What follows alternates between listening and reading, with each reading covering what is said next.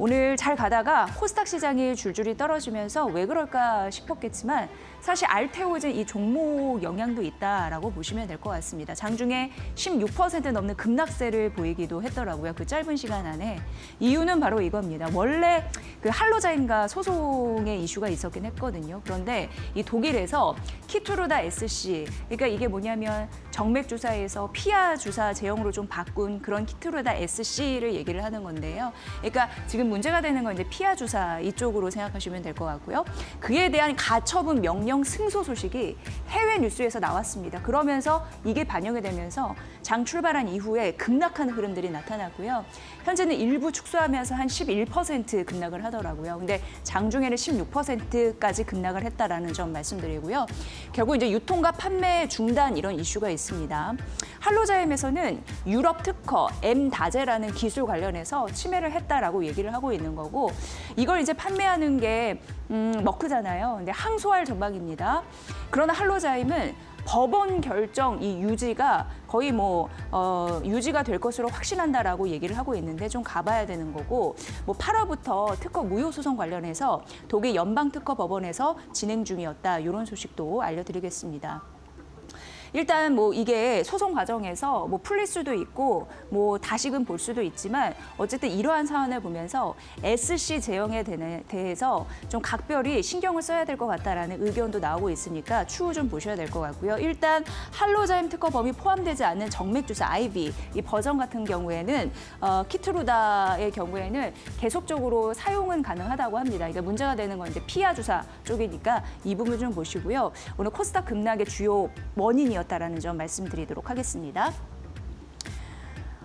오늘 전반적으로 그 원전주 그리고 건설주 이쪽으로 이제 혼합된 종목들이 유독 눈에 띄는 흐름들이 나타나고 있는데 일단 젠스낭 CEO의 말의 힘이 좀 강력하다라고 볼 수 있을 것 같습니다. 엔비디아도 2.6%, 2% 정도 상승해서 마감이 됐는데요. AI 낙관론을 강조했습니다. 그리고 굉장히 유명한 팟캐스트죠. 이 조 로건 익스피리언스에서 출연해가지고 트럼프의 정책에 대한 막강한 지지 발언을 했습니다. 그 대표적인 게 에너지 규제 완화, 원전 확대에 대해서 강력한 지지 메시지를 보냈습니다. AI 데이터 센터 전력난 굉장히 심각한데 원전이 대표적인 해결책이다라고 얘기를 하기도 했고요. 그러면서 당연히 자신이 원하는 미국 기술 관련해서 칩 수출 규제를 좀 완화해 줄 것을 하나의 또 명분으로 제시를 했습니다. 또 양자 컴퓨팅도 긍정적으로 얘기를 해서요. 그런 흐름이 좀 영향을 줄 가능성이 있었다라는 점 말씀드리면서 다만 이제 빅테크는 부진했습니다. 그 사이의 갈림길 좀 보시면 될 것 같고요. 오늘 시장에서 건설주, 대표 건설주도 그렇고 중소형 건설주로 낙수 효과가 많이 나오고 있는데 그 이유가 이제 시리아 쪽에서 항구, 러브콜을 좀 보냈다라는 소식이 들려옵니다. 13년 내전 끝낸 시리아가 이제 본격적으로 전쟁을 끝내고 국내 재건에 박차를 가할 예정인데 도로나 전력 복구를 하겠죠. 거기에 따른 300조 원 이상 돈이 이제 투입될 전망인데요. 항구 워낙 잘하기 때문에 기업 참여 공식적으로 요청을 했다고 합니다. 그래서 우리나라 건설주, 대표 건설주, 중소형 건설주에서 먹을거리가 있는지 시리아 특수를 기대하는 모습들이 여실히 나타났다. 이렇게 보여지니까 이 부분 참고해 보시면 될 것 같습니다. 금요일인 오늘은 그래도 삼성전자가 상승하고 있고 SK하이닉스는 하락이라도 시가 대비 상승폭, 그러니까 낙폭을 좀 줄이면서 양봉의 흐름을 하고 있는데 이 흐름이 이어질 수 있을지는 보셔야 될 것 같습니다. 그런데 오늘 KB증권에서 SK하이닉스에 대해서 두 가지 호재성 이슈가 생겼다라고 하면서 삼성전자 대비해서 SK하이닉스를 조금 더 볼 수 있는 여유, 이거에 대해서 분석을 해놨더라고요. 소개해드리도록 하겠습니다. 첫 번째 이슈는 금산분리 완화 추진 소식입니다. 이것 때문에 SK하이닉스가 긍정적이라고 하는데 뭐냐면 일단 일반 지주 회사의 손자 회사가요.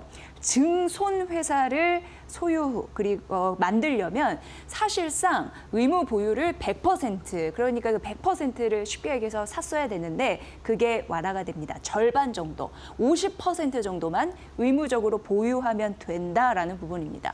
그렇다면 여기에 쓸 돈 이런 부분이 아껴지는 거기 때문에 앞으로 핵심 소재나 장비 회사에 지분 투자를 하거나 어떻게 보면은 반도체 밸류 체인을 더 강화하는 데 쓰일 수 있다라는 부분 있는 거고요. 두 번째 소식은 150조 국민 성장 펀드에 따른 낙수 효과인데 어떻게 보면은 초대형 국부 펀드입니다. 굉장히 대규모. 근데 거기에서 반도체에 50조 정도 투자할 그런 여력이 있다라고 지금 유력하다라고 나오는데 그 첫 투자 후보지가 어딜까라고 봤더니 용인 클러스터라고 얘기를 하더라고요. 그러면서 이쪽에 전력, 용수, 도로, AI 인프라 구축에 굉장히 중요한 그런 기반이 되겠는데 그런 부분으로 이제 돈을 쓰게 됩니다. 그래서 인프라 구축 속도가 가속화된다 이런 상황이다. 그러니까 두 개의 뉴스가 있었다라는 겁니다. 그래서 앞서서 잠시 언급해드렸지만 손자 회사 지분율 완화 그러니까 지분 투자에 많은 돈을 써야 되는데 그거를 절반 정도로 어떻게 보면은 축소시켜주는 거니까 그런 부분으로 봤을 때는. 긍정적이라는 거고요. 후공정 핵심 장비 소재 선점을 위한 지분 투자를 오히려 강화할 수 있는 배경이 생겼다라는 부분으로 보시면 될 것 같습니다. 그러니까 SK 하이닉스가 더 좋은 이유에 대해서 설명을 해드리는 거고요.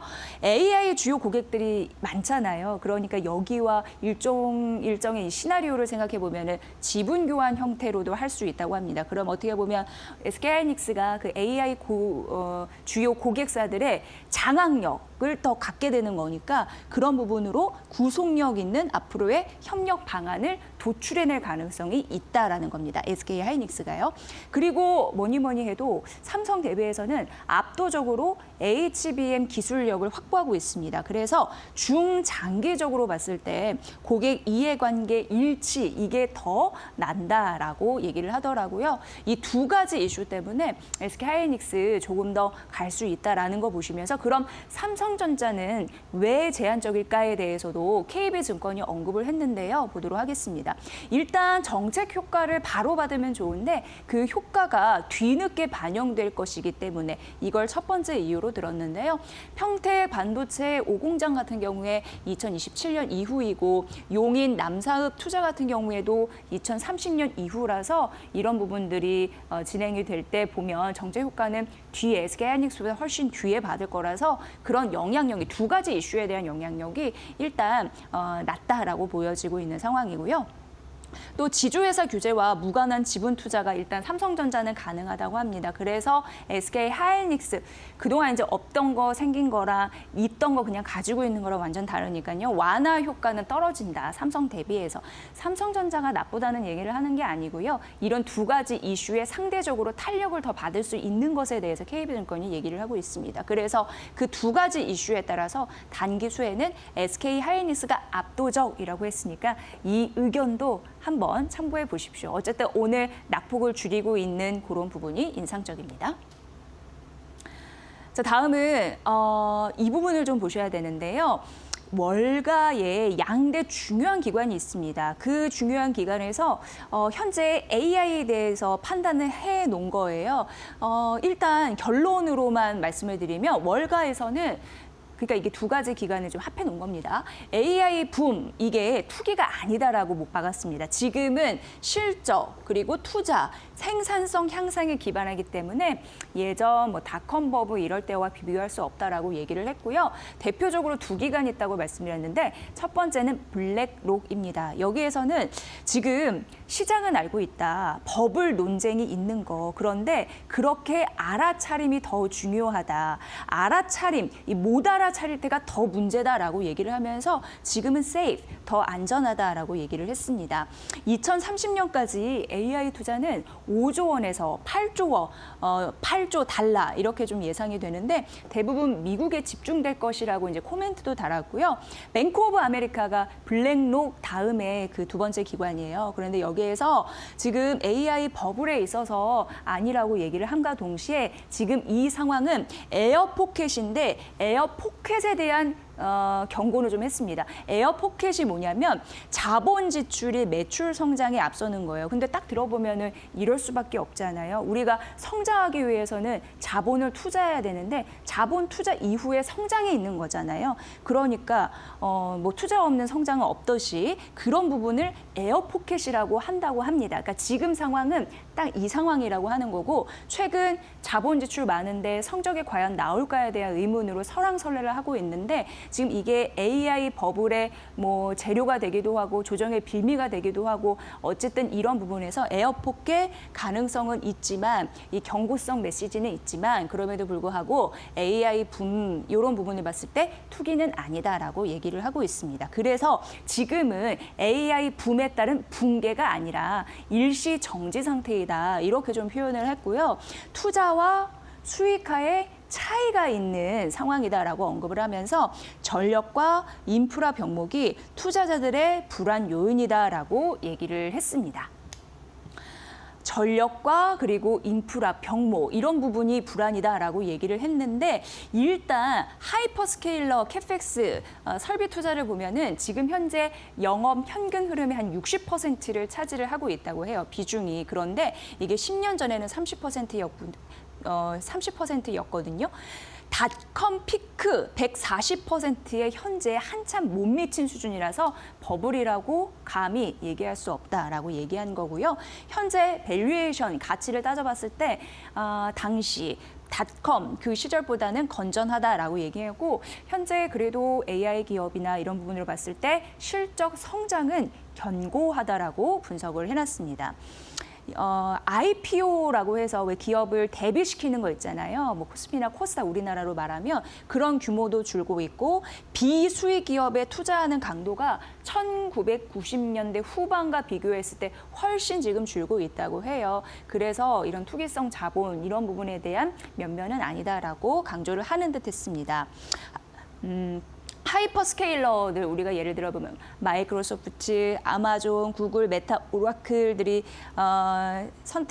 해당이 될 텐데 그런 캐펙스 같은 경우에는 올해 4천억 달러에서 내년 5,100억 달러로 늘 것이다라고 얘기를 하고 있는 상황이고요. 근데 이제 중요한 게 지금 전력 병목이 굉장히 중요하다라고 해서 앞서서도 강조해드렸는데 AI 데이터 센터가 2020년대 말 그러니까 뭐 2029년 뭐 이렇게 되겠죠. 미국 전력의 15에서 20%를 전망한다고 해서 이 주의사항 그리고 여기에 투자의 핵심이 있다라는 것은 밝혔습니다. 다음 페이지에서 보면은 자연스럽게 좀 연결해서 얘기할 수 있을 것 같은데요. 그래서 우리가 전력을 기업들이 알아서 해결해야 하는 구조가 올 수도 있기 때문에 이거에 대한 고민이 많고 그래서 ESS 굉장히 많이 올랐잖아요. 그런데 그 중에서도 배터리 에너지 저장 시스템이라고 하는 BESS가 또 콕 집어서 투자 포인트로 언급되고 있는 시점입니다. 2027년 얼마 남지 않았고요. 그 다음 해 같은 경우에 미국 전력난이 심화될 것으로 예상이 되고 있는 상황인데 당연히 AI 데이터 센터가 급증할 것이라는 영향 때문이죠. 전력망 규제 부담이 엄청 심하기 때문에 기업 쪽에서는 오프그리드 전략 이런 부분, 오프그리드 전력 이런 부분을 선호한다고 하는데 그러니까 어떻게 보면은 자체적으로 파워, 전기를 좀 끌었을 수 있는 능력 이렇게 생각해 보시면 될 것 같습니다. 그래서 밖에 있는 전력망에 오로지 유지하는 게 아니라 자체적으로 소형 원전 SMR이나 아니면은 뭐 배터리 에너지 저장 장치나 이런 부분을 활용하면서 알아서 자급자족하면서 데이터 센터를 설립하고 그리고 여러 가지 뭐 기술적인 부분을 확대해 나가는 그런 지금 트렌드가 만들어질 가능성이 굉장히 농후한 상황이고요. 그게 이제 BYOP라고 하는 스스로의 전력을 알아서 벌어서 써라. 이런 게 이제 대세가 되고 있다. 새로운 모델로 부각되고 있다라는 걸 말씀드립니다. 내년 데이터 센터에 있을 때는 배터리 에너지 저장 장치, B가 하나 더 붙은 BESS 모멘텀이 커질 것이다라는 가능성이 있고요. 배터리 이런 전력 수요를 갖춰야지 이제는 사업이 실행이 될 거니까 이거는 기업의 생존 머니 코드가 됐습니다. 근데 이제 기업들이 자급자족해서 전력을 갖다 쓸 수 있는 능력만 생기면 사실 뭐 앞으로 해나갈 목표를 착착 세울 거고 전력이 피크 칠 때 이런 부분에 있어서도 뭐 가격적인 부담도 덜 할 거고 뭐 에너지 저장 장치 자체의 특징이 그러니까요. 그런 우려가 완화될 가능성이 크다라는 부분이고요. 우리나라도 벌써 BESS에 대한 강력한 모멘텀을 인지를 하고 있습니다. 그래서 이미 BES를 유망 영업으로 분류를 해놨습니다. 그러면서 첨단 전력 산업 투자 비중을 확대하는데 그 영역 안에 우리나라 역시 BESS가 있다는 걸 강조해드립니다. 참고해 보시면 될 것 같네요. 오늘요 현대차 그룹 많이 뛰죠. 그리고 현대모비스 괜찮고 현대오토에버도 빨간 기둥입니다. 근데 이게 DS투자증권에서 오늘 아침에는 본거서인데 지배주주 개선 기대감으로 이런 현대차 그룹들이 튀어올릴 수 있다라고 해서 관심 가잖아요. 그래서 가져와 봤습니다. 일단 현대차 그룹도 캐캐묵은 정말 어떻게 보면 깨야 되는 그런 순환 출자 고리가 3개나 있습니다. 그걸 구조적인 문제, 계속 공정위에도 압박을 가할 거고 주주분들도 가만히 있진 않겠죠. 빨리 해결하라라고 강도 높게 얘기할 수 있는데 실질적으로 정몽고에서 이제 정의선 쪽으로 승계가 이제 진행되는 흐름들은 나타나고 있는 거고요. 결과적으로 모비스 분할로 지배력을 강화하고 자금을 확보하는 그런 수순으로 가지 않을까라는 예상. 그래서 DS투자증권에서는 순환 출자가 해소가 되면 핵심 회사 중심으로 단일축으로 이제 개편이 돼서 지저분한 거 다 가지치기 하고요. 일가 지분 가치 높이고 승계 안정화 구도로 갈 것이다. 이렇게 예상했고요. 사실 이 리포트 같은 경우에는 도요타와 비교 분석을 했습니다. 그런데 우리 이제 도요타보다 현대차 이런 부분이 더 중요하기 때문에 비교 분석한 건 싹 빼고 그냥 요 알짜 내용만 좀 전해드립니다. 그래서 결론적으로 현대모비스, 현대차, 현대오토에버의 목표 주가 3개를 몽땅 오늘 아침에 올려 잡았습니다. 현대모비스는 49만 원으로 올려 잡았습니다. GM과 협업하고 로보틱스 밸류체인에 대한 편입 기대 이런 부분을 언급했는데 보스턴 다이내믹스 대표적으로 현대차 그룹의 로봇이라고 보시면 되잖아요. 로봇 사업을 하는 거. 근데 여기가 이제 피규어 AI라고 미국의 그 휴머노이드 로봇 스타트업으로 이제 출발한 곳이라고 보시면 되는데 이게 왜 현대차와도 연결이 돼 있냐면 보스턴 다이내믹스와 그리고 어떻게 보면 피규어 AI 같은 경우는 테슬라의 경쟁사이거든요. 그런데 보스턴 다이내믹스와 그리고 테슬라의 그 핵심 연구진들이 여기 가서 이제 연구를 또 하는 그런 흐름들이 있기 때문에 또 가치의 흐름들을 좀 잘 보셔야 됩니다. 그래서 피규어 AI 가치 상승이 만약에 인정이 됐을 때 지분 가치가 현대모비스가 거의 2조 원 가까이 된다라는 부분 말씀드렸고요. 지배구조 개편이 되고 로보틱스 이런 가치 이런 부분에 대해서 잘 시장에서 증명받는다면 디스카운트 해소가 될 것이다라는 기대감이 있기 때문에 49만 원으로 올려 잡았다라고 현대모비스부터 설명을 했습니다. 그리고 현대차도 같은 맥락이라고 보시면 되는데요. 목표 주가 43만 원으로 올려 잡았습니다. 일단 신차 효과 있고 내년 상반기에 하이브리드 차 효과 있고요. 유럽 전기차 점유율도 올라갈 것으로 보여요. 역시 보스턴 다이내믹스 가치 상승 시에 지분 가치는 현대차 4조 6천억 원 정도로 바라봤습니다. 그리고 현대오토에버 요즘에 그 로봇 관련으로 좀 잘 뜨고 있는 그런 상황인데 32만 원으로 상향 조정된 흐름들이 나타나고 있습니다. 그러니까 전반적으로 IT 쪽으로 뜨고 있다라고 해야 될 것 같고요. 내년 엔터프라이즈 IT 성장에 따른 신사업 가시화로 멀티플이 확장될 것으로 예상이 되면서 엔비디아가 또 GPU를 공급을 했잖아요. 이러면서 무엇보다도 그룹 내에 중요한 그 역할을 했습니다. 사업 가시화 시 여러 가지 기업 가치 상승에 대한 효과를 누릴 수 있다고 하니까 현대오토에버도 IT 시대에 로봇, 이런 로보틱스 시대에 굉장히 중요한 역할을 하지 않을까 보셔야 될 것 같습니다. 이거 좀 참고해 보십시오. 코리아 서킷가 오늘 장중에 11% 넘는 급등세를 보이기도 했는데요. 이게 중요한 이유가 브로드컴 그리고 구글의 동시 수혜주가 될 수 있기 때문에 오늘 좀 부각받는 것 같고 증권사의 리포트를 보니까 목표가를 55,000원으로 상향 조정했더라고요. 이 부분도 참고해 보시면 될 것 같습니다. 일단 코리아 서킷은 기판 기업이라는 거 잘 아실 것 같고요. 글로벌 빅테크 기업들이 주요 고객이라서 이쪽으로 좀 상당 부분 수혜를 받을 수 있는 게 일단 엔비디아입니다. 지금 소캠2 양산에 대한 퀄 테스트를 진행 중인데 마이크론과 SK 하이닉스가 해당이 되고요.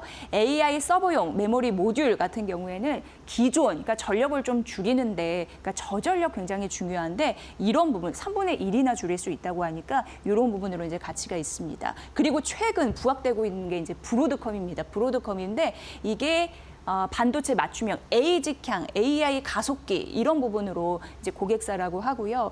이미 이쪽에서는 뭐 이따가 얘기하겠지만 TPU양 브로드컴과 구글 약간 이제 협력 관계잖아요. 근데 구글의 알파벳의 TPU양 요런 부분으로도 추가 공급이 기대가 된다. 잠시 요만큼만 좀 언급을 하겠습니다. 그리고 애플 아이패드 그리고 맥북 이런 상황이고요. 삼성전자 같은 경우에도 프리미엄 스마트폰 이런 부분에 이제 공급하는 그러니까 이런 부분이 다 고객사다라고 보시면 되는데 오늘 강조해드리는 거는 이제 브로드컴 수혜주라고 말씀드렸잖아요. 그래서 그냥 패키지 기판이 아니라 고성능, AI에 최적화된 그런 고성능 기판입니다.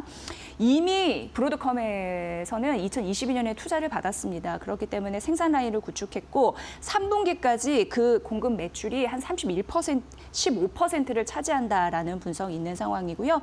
그렇게 따지면 내년 AI 조금 더 가속화되면서 고성능 기판을 많이 팔면서 수익성을 낼 가능성이 있는데 현재 테스트를 진행 중이다라는 추정이 나오고 있다라고 합니다. 앞서서 말씀드린 대로 브로드컴과 구글과 함께 가면서 구글, TPU 협력 이런 이슈가 있었죠. 그러면서 앞으로 잘 된다면 공급사가 확대될, 그러니까 고객이 확대될 가능성이 있어서 이게 굉장히 중요하다고 합니다. 그래서 코리아 서킷 목표주가 55,000원을 올렸고 오늘 주가 급등 원인 여기에 있지 않을까라는 생각을 해보고요.